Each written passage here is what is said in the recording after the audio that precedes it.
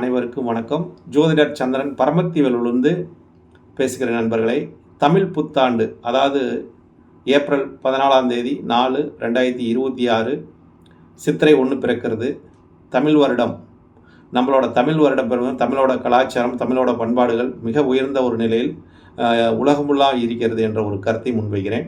அதேமாதிரி இந்த தமிழோட வருடம் இந்த ஆண்டு அனைவருக்கும் பொதுவான ராசி பலன் மூலமாக உங்களோட ராசிக்கெல்லாம் இந்த தமிழ் ஆண்டு எப்படி இருக்கும், எந்த மாதிரி ஒரு நிலைப்பாடு கொடுக்கும் என்பதை பொதுவான ராசி மூலமாக பொதுவான ராசி பலன் 12 ராசி வழியாகவும் உங்களோட ராசியை இந்த சேனல் வழியாக மனமகிழ்ச்சியுடன் மன சந்தோஷத்துடன் இதை பகிர்ந்து கொள்கிற நண்பர்களை அனைவரும் கேட்டுவிட்டு தங்களோட கருத்தையும் தங்களோட கமெண்டையும் தங்களோட லைக்கையும் மறக்காமல் இந்த சேனலுக்கு சப்ஸ்கிரைப்பும் மறக்காமல் பண்ணிடுங்க நண்பர்களே. இந்த துலா ராசிக்கு தமிழ் புத்தாண்டு எப்படி இருக்கிறது என்ற ஒரு பொதுவான ஒரு ராசி பலன் தாங்க. ஒரு சிறிய கருத்தாலும் உங்களுக்கு சரியாக வரும் என்ற கருத்தை முன்வைக்கிறேன்.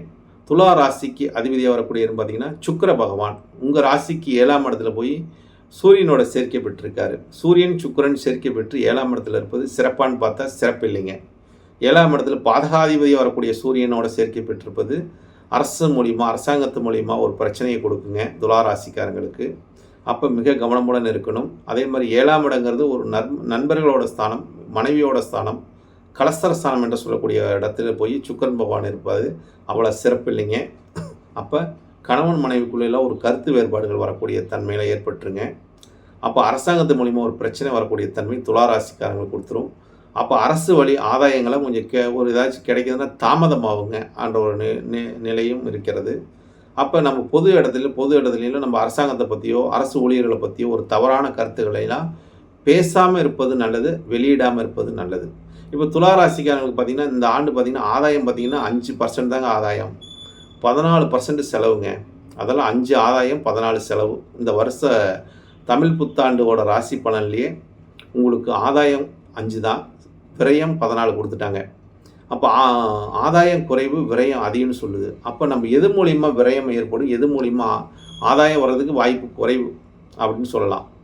அப்போ உங்கள் ராசி அதிபதி பாதகாதிபதியோட சேர்ப்பை பெற்றிருப்பது இந்த மாதம் சித்திரை மாதம் சிறப்பில்லாத ஒரு மாதமாக இருக்குது. இந்த ஆண்டு பிறக்கும் போதே உங்களுக்கு ஏதோ ஒரு பிரச்சனையோட பிறக்குதுன்னு சொல்லுது. பிரச்சனையோட துளாராசிக்காரங்களுக்கு பிறகுது.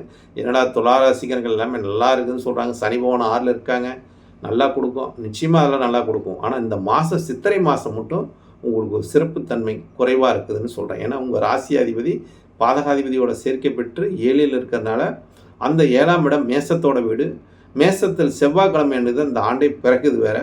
அந்த செவ்வாய் பகவானும் உங்களுக்கு ராசிக்கு 6ஆம் இடத்துல வேறு இருக்கார்.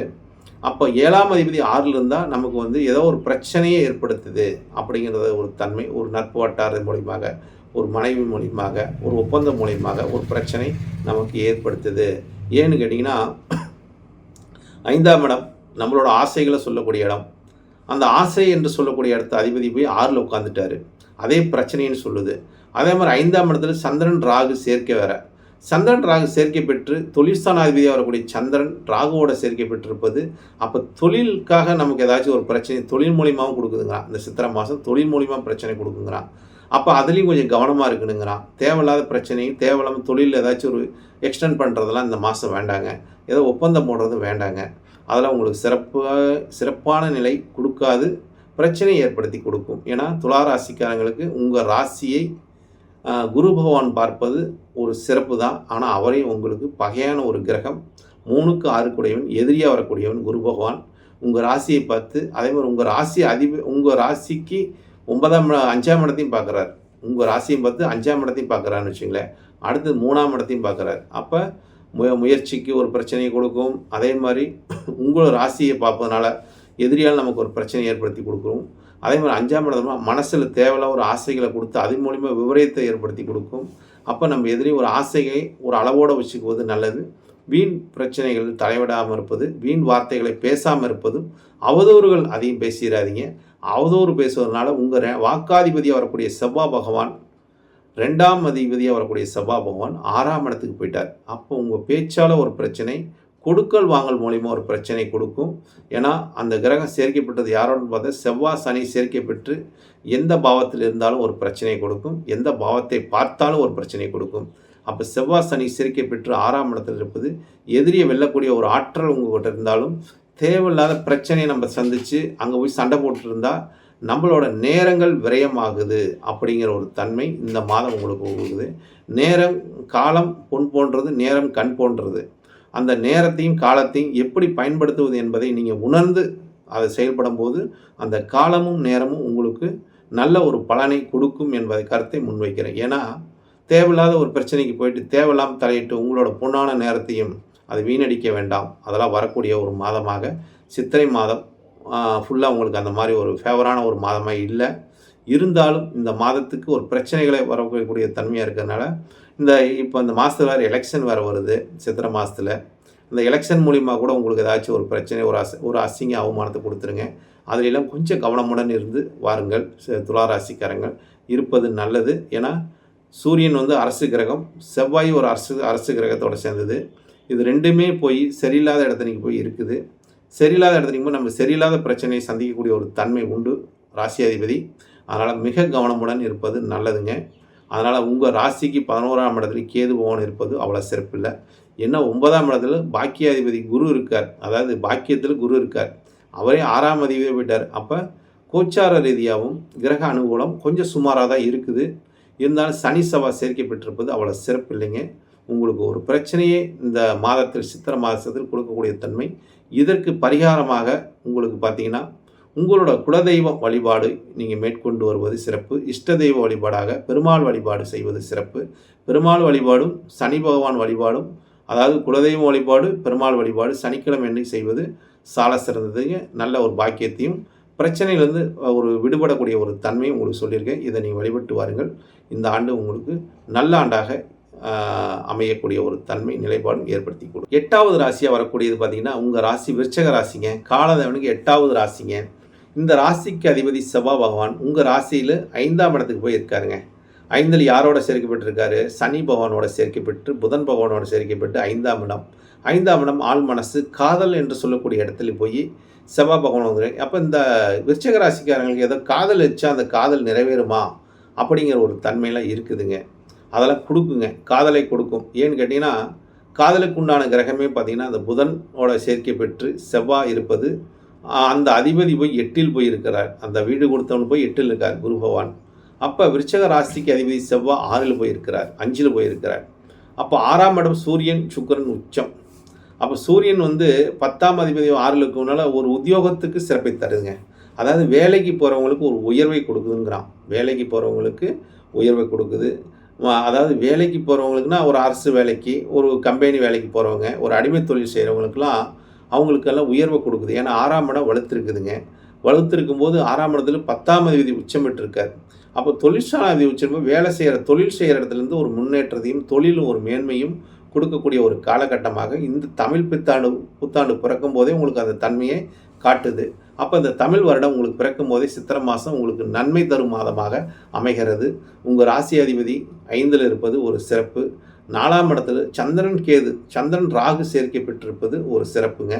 சந்திரன் ராகு 4ஆம் இடத்துல இருந்தால் தாயாருக்கு ஏதாச்சும் ஒரு மருத்துவ செலவையும் கொடுக்கும். தாயாருக்கு மட்டும்தான் ஒரு பாதிப்பு மருத்துவ செலவை ஏற்படுத்தி கொடுக்கும். இருந்தாலும் உங்களுக்கு இந்த ஒரு பிரம்மாண்டத்தை கொடுக்கும். அதாவது வீடு கட்டக்கூடிய ஒரு தன்மையும், வாகனம் வாங்கக்கூடிய தன்மையும், இதுக்கெல்லாம் ஒரு செலவு பண்ணக்கூடிய தன்மையும் ஏற்படுத்தி கொடுக்கும். உங்களுக்கு அந்த செலவினத்தை அதையும் காட்டுது. அதே மாதிரி உங்களுக்கு 8ஆம் இடம்னு சொல்லக்கூடிய இடத்துலையும் குரு பகவான் இருக்கார். 10ஆம் இடத்துல கேது பகவான். தொழிலத்தில் போய் கேது பகவான் இருப்பது அவ்வளோ சிறப்பு இல்லை. அப்போ தொழிலை நம்ம கொஞ்சம் நேர்மையாக பண்ணணுங்குது. தொழில் ஏதாச்சும் நம்ம தனம் ஏதாச்சும் ஒன்று செஞ்சோமா அதில் இரட்டிப்பாக ஒரு அபராதத்தை கொடுக்கக்கூடிய தன்மையெல்லாம் வந்துருங்க. கேது 10லேருந்து தொழிற்சார்ந்தில் இருப்பது அது பிரச்சனையை கொடுத்துருங்க.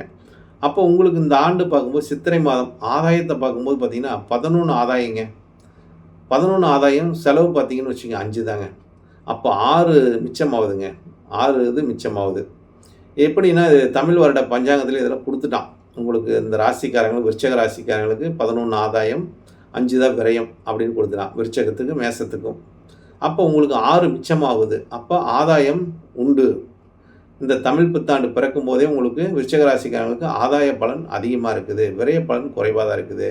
2ஆம் அதிபதி 8ல் இருக்காங்க. ஏதோ ஒரு அதிர்ஷ்டம் உங்களுக்கு குடும்ப உறவு மூலியமாக ஒரு அதிர்ஷ்டத்தையும் ஒரு உண்மையான ஒரு நிலைப்பாட்டின் மூலியமாக ஒரு பணத்தை கொடுக்கக்கூடிய தன்மை. ஏன்னா குடும்ப உறவுகள்கிட்ட பணத்தை கொடுத்துருப்பீங்க. அவங்க இவ்வளோ நாள் தர முடியாத ஒரு சூழ்நிலை இருந்திருக்கலாம். இல்லை ஒரு சொத்து பிரச்சனை கூட இருந்திருக்கலாம். அந்த சொத்து ஒரு தீர்வுக்கு வந்து அதில் ஒரு பணம் லாபம் கிடைக்கக்கூடிய தன்மை இந்த ஆண்டு உங்களுக்கு அது உண்டாக்கி கொடுக்கும். ஏன்னா குரு 2ஆம் இடத்துலேருந்து 8ஆம் இடத்துக்கு போயிட்டார். அது நேராக 7ஆம் பார்வையாக பார்க்குறாரு. குரு பகவான் 7ஆம் பார்வையை 2ஆம் இடத்தை பார்க்குறாரு. அவள் குடும்ப உறவுகள் எது வந்து பிரச்சனை வந்தாலும் அது சால்வ் ஆகக்கூடிய தன்மை வந்துடும். பிரச்சனை அதிகரித்து அது ஒரு முடிவுக்கு வருங்க. அந்த மாதிரி ஒரு தன்மை. அதே 5ஆம் அதிபதி 8க்கு போனதுனால தங்களோட பிள்ளைகள் வழியாக, புத்தர்கள் வழியாக, அதாவது பெண் குழந்தையாக இருந்தாலும் சரி, ஆண் குழந்தையாக இருந்தாலும் சரி, அவங்களுக்காக உங்களுக்கு செலவினங்களை அதிகமாக கொடுக்கும். ஏன்னா அந்த அதிபதி போய் 8க்கு போயிட்டாருங்க. 8ஆம் அதிபதியும் உங்களுக்கு வந்து 5க்கு வந்துட்டார். இப்போ 8, 5 பரிவர்த்தனை. இந்த பரிவர்த்தனை நல்ல பரிவர்த்தனைன்னு பார்த்தா நிச்சயமாக நல்ல பரிவர்த்தனை கிடையாது. 8ஆம் அதிபதி 5ஆம் அதிபதி பரிவர்த்தனும் போது மன ரீதியாக ஒரு அசிங்கம் அவமானத்தை கொடுக்கும். யார் மூலியமாக கொடுக்கும்? பிள்ளைங்கள் சார்ந்து கொடுத்துரும். அப்போ பிள்ளைங்கள்ட்டேருந்து கொஞ்சம் கவனத்தை கவனமாக கண்ணில் பார்த்துக்கிறது நல்லது. இல்லாட்டி அவங்க மூலம் ஒரு அசிங்க அவமானத்தை ஏற்படுத்தி கொடுத்துரும் விருச்சிக ராசிக்காரங்களுக்கு. அதனால் புத்திர சோகத்தையும் கொடுக்குதுங்க. அதாவது பிள்ளைங்களால் ஏதாவது ஒரு மன ரீதியான ஒரு கஷ்டத்தையும் ஒரு நஷ்டத்தையும் மன உளைச்சலையும் மன நிம்மதி இல்லாத தன்மையும் காட்டுது. இந்த மாதத்தில் காட்டுகிறது. ஏன்னா அந்த குருவும் புதனும் பரிவர்த்தனை ஆகி அந்த பரிவர்த்தனை நல்ல பரிவர்த்தனையை பார்த்தா நல்ல பரிவர்த்தனை கிடையாது. அதே மாதிரி அதாவது சுப கிரகம் பார்க்குதான்னு பார்த்தா இல்லைங்க, எந்த கிரகமும் பார்க்கல. அப்போ அதாவது முன்னும் பின்னும் 5ஆம் இடத்துக்கு முன்னும் பின்னும் பாவகிரகம் இருக்குது. அதாவது ஒரு பக்கம் வந்து சூரியன் இருக்கார், ஒரு பக்கம் ராகு பகவான் இருக்கார். எல்லாம் பாவகிரகமாக இருக்கிறதுனால 5ஆம் இடத்துல. அப்போ 5ஆம் இடத்துக்கு உண்டான ஒரு செலவினங்களையும் ஒரு பிரச்சனையும் ஏற்படுத்தக்கூடிய ஒரு நிலைப்பாடாக இந்த தமிழ் புத்தாண்டு சித்திரை மாதத்தில் முதல் மாதத்திலே உங்களுக்கு தெரிகிறது. அதனால் பிள்ளைகளுக்கு மேலே ரொம்ப கொஞ்சம் கவனம் செலுத்துங்க. அது மேலே கொஞ்சம் அக்கறை வைங்க. உங்களோட கண் பார்வையிலே வச்சுக்குவது நல்லது. அவங்கள கண்காணிப்பில் வச்சுக்குவது நல்லது. இல்லாட்டி அவங்களால ஒரு அசிங்க அவமானமும் இருக்கும். அதேமாதிரி செலவினங்களையும் அதிகம் கொடுக்கும். அப்போ வரவுக்கு மீறிய செலவு இருக்குது உங்களுக்கு. 11 ஆதாயம் 5 செலவுங்கும்போது பிள்ளைங்களால் இந்த மாதம் மட்டும் கொஞ்சம் செலவு அதிகரிக்குங்க. அதை மட்டும் கவனமாக பார்த்துட்டிங்கன்னா உங்களுக்கு அந்த ஆதாயத்தில் மிச்சமாகக்கூடிய தன்மை உண்டுங்க. செலவு குறைச்சிக்கலாங்க. அவங்க மூலியமாக தான் இந்த மாதத்தில் மட்டும்தான் அதை சொல்கிறேன் நான். இந்த ராசி பலன் கோச்சா ரீதியாக இருக்கும்போது அந்த நிலைப்பாட்டை கொடுக்குது ஜாதகத்துக்கு, ராசிக்கு. அப்போ இதில் கவனமுடன் இருங்க. 4ஆம் இடம் சந்திரன் ராகு சேர்க்கை பெற்றிருப்பது உங்களுக்கு இந்த காலகட்டத்தில் ஏதோ ஒரு லக்ஸுரியாக ஒரு கார்லாம் வாங்கலாமா, இல்லை வாகனம் ஏதாச்சும் வாங்கலாமா, வாகனம்னா 2 வீலரு 4 வீலரு, இதில் ஏதாச்சும் நீங்கள் வந்து செலவு பண்ணி அதிகமாக எடுக்காதீங்க. அது மூலியமாகவும் விரயத்தை கொடுத்துருங்க. ஏன்னா வாகன ஸ்தானத்துக்கு உண்டான அதிபதி பார்த்திங்கன்னா அவர் போய் 5க்கு போயிட்டு 6ல் சுக்கிரன் இருக்காங்க. அது மூலிமா ஒரு கடன் வாங்கக்கூடிய தன்மையும் கடன் ஏற்படக்கூடிய தன்மையும் கொடுத்துருவாங்க. அதனால் இதிலெல்லாம் கொஞ்சம் கவனமாக இருக்கணும்னு சொல்லி இந்த தமிழ் புத்தாண்டு ராசி பலன் சொல்வதில் பெருமையாக கருதுகிறேன். உங்கள் ராசிக்கு உண்டான விருச்சிக ராசிக்கு உண்டான பலன் சொல்லுங்க. அனைவரும் கேட்டுவிட்டு தங்களோட கருத்தையும் கமெண்டையும் இந்த சேனல் வழியாக பதிவிடுங்க. நன்றி, வணக்கம். வாழ்க வளமுடன். பரமத்தி வேலூர் சந்திரன்.